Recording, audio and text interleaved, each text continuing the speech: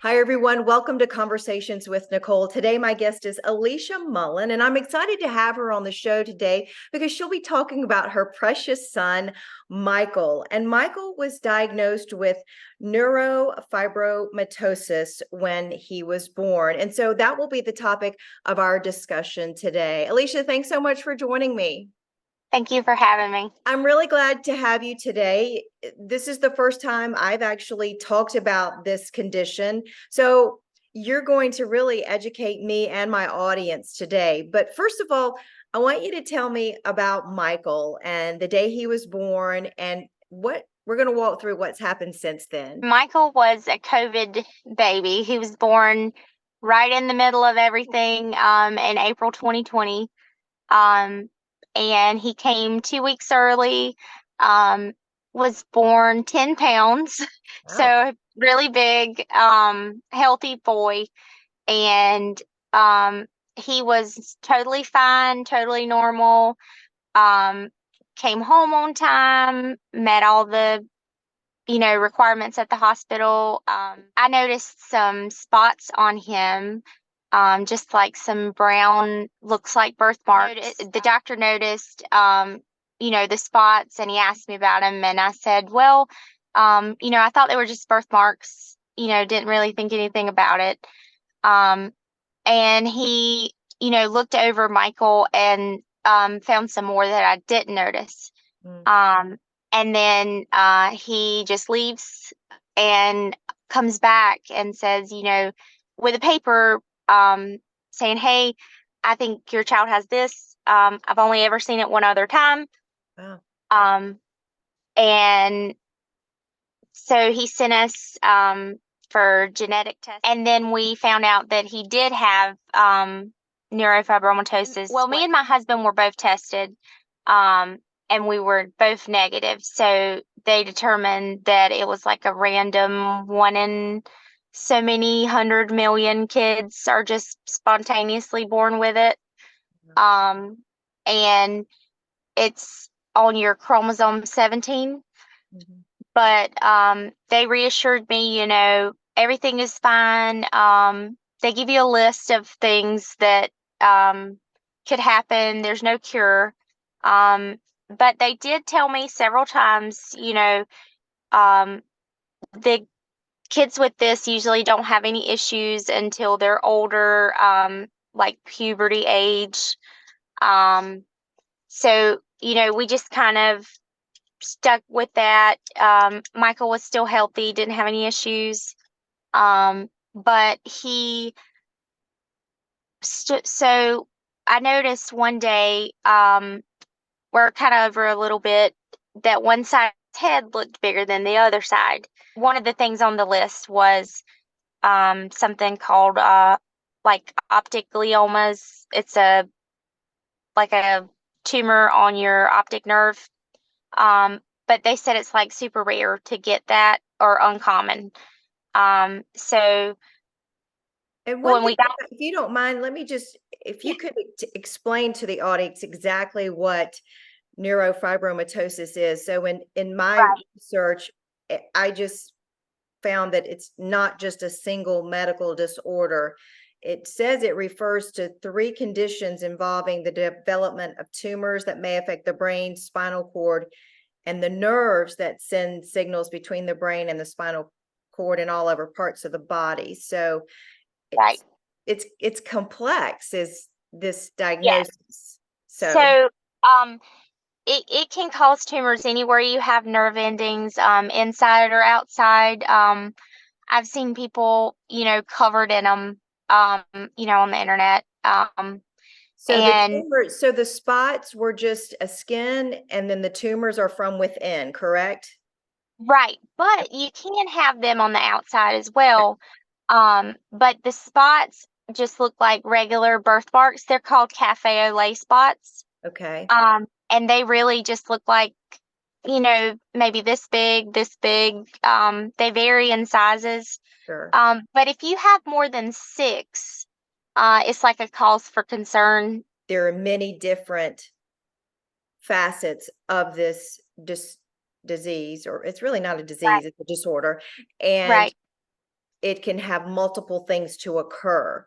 So Right. while Michael looked normal at the beginning, then you see these freckles, and then now you see his face looks like it's starting to be larger on one side. Now you're at a situation where you're talking to an expert about that. Right. So what happens then? And with his eyesight. So, um, you know, the eye specialist at Charleston said, I agree his head looks a little, misshaped, bigger on one side than the other. He said if there is something, underlying in there, in his head, I can't tell you yes or no. So Um, from there, you went to higher ups in the medical field? yes. So from there, and I will say there's not any, some places have, NF, neurofibromatosis oncologists who follow you. South Carolina does not have one. But at this time, Michael was fine prior to this, so I never even looked into getting him one of those. Mhm. Because they told me, the older you get, start going through puberty, that's when you have an issue. So I Sure. really hadn't even thought about, doing any of that.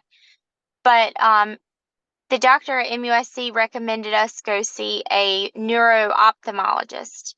Um, and there's not one in South Carolina, and they're pretty uncommon to have a pediatric one. So Mhm. I think that the one that we use at Duke is one within like 4 or 5 states. But what's it been like to care for a child like Michael?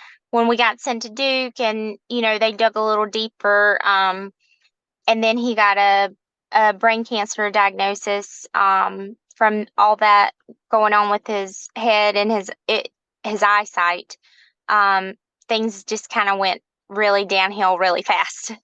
Mhm. Um, I think we went up there on like a Friday, um, and they were like, "Hey, he needs to start chemo immediately." We were back up there on a Monday getting a port placed and starting chemo on a 10-month-old. So with all that, going on, we have, him going back and forth to Duke several times a month. The therapies that we have here, um, regular doctor's appointments and all that. I did have to leave my job for a while and, care for him and take him all the places that he needed to go. Um, and my husband was just the only one working, for a long time. And you had And 3 other children. I do. I have 3 other children. You know, they're all school. Well, now they're all school age, but at that time, my youngest son, other than Michael, they're 18 months apart. So he was still a baby. What do you attribute your strength to in getting through all of that to where you are now? Um, Nothing other than God. Um, it's been a very, very hard road. Yeah. Um, Having to, you know, watch your child go through something like that, and then also, having to keep your other three and your family together. And Um, stable and settled, and also right. getting the love and care and time that they need. That was a lot. That was a lot. Yes, and nothing other than God and prayers and everyone else's prayers for us and our family and for Michael. Um, it's every day is not easy. There's something new all the time, popping up with him. Seems like every time we go somewhere and they, want to do a test or something, they end up finding something else. And you just really don't think about it until you have a child who has issues and who's not healthy. Um, because I did not, even think about that, how lucky people are, how blessed they are, um, to have, good health for your children. Because when you don't have it, it's not easy. Yeah, it's not. Um, So where are you now with he is diagnosed with a brain cancer. Every time you go back, it's something more. Right. Tell me where So you are now with he life. did he did about I think 16 months of chemotherapy. Um and every 3 months he gets a new scan to check progression, make sure those are still stable. And he's got a lot of the, I won't say a lot. I think I'm pretty sure, about 95% sure that he has every condition that they gave me on that paper, Wow. um, plus more that was not on there, and that's not even related to NF at all. Um, but I mean, you don't hear about a 9-month-old, or even now he's 3, that has high blood pressure, and Oh, he's got multiple liver conditions, some kidney issues, seizures, you name it, he's got it. Um, and I mean, he went through 16 months of chemo, and things were okay for a little while. Um, Having a child with a port, and then having other children who go to school. Um, Anytime you have a fever, you have to go to the ER. It's always an admission, and he's got another brain tumor on the brainstem. They confirmed it. Um, don't really know much about it other than, they can't treat it with chemo like they did the other ones. It's kind of the opposite situation, where the other two were in your line of vision. You could lose your sight if they tried to remove those. So they opted with chemo there. With this one, it's more in a not so great area. Your brainstem controls a lot of your functions. So they said, surgery would be the best for that. mhm. However, he's so little, and it's not developed well yet. Obviously, do the doctors talk to you about life expectancy? I mean, he's gone through a lot. I mean, I know that's a very hard question, but it Right, has to be something that now with him having another tumor or cancer, you have to think about those things. And I know right, that's terribly hard. right. And especially, him being our youngest child, he's a baby, and nobody ever wants to think about that with their baby. But we've asked that in the past, and they say, um, people who have NF most likely live, a normal life, with some hiccups here and there, with tumors that pop up.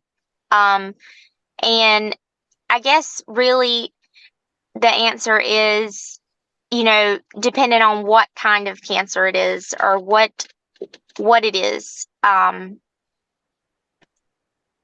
to say whether, they live normal, get treatment, be okay kind of thing. And do you have ways that people reach out to help you?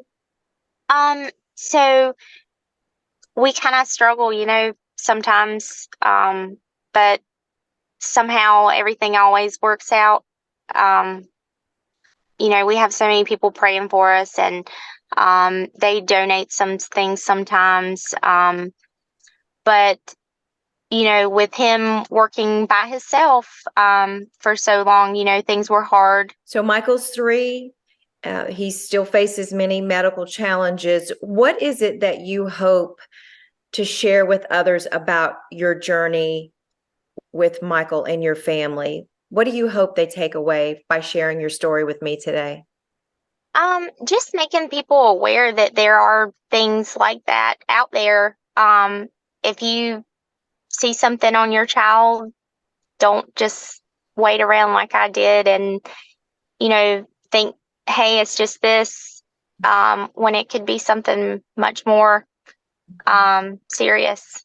And, you know, there's not even some of the doctors around here, that we see, going to the local emergency room, they have no idea what it is. When you say neurofibromatosis, a lot of them go look it up, and they'll tell me that they look it up because they don't know it or they're not familiar with it.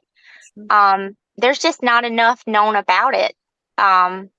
It's rare, and that's why I believe that there's not a cure for it, because people just don't know about it. The takeaway is be attentive when you have a child and you see something that's not right. And you have to be your child's biggest advocate, right? Yes, Because just definitely. like you said, there are medical professionals that don't know the details of this. So that's tough, I'm sure, to keep going and asking the questions and wanting more because you want more for your child. And again, you say you draw your strength from the Lord. So I'm sure that's part of your story too, is that keep digging deep and asking God for help.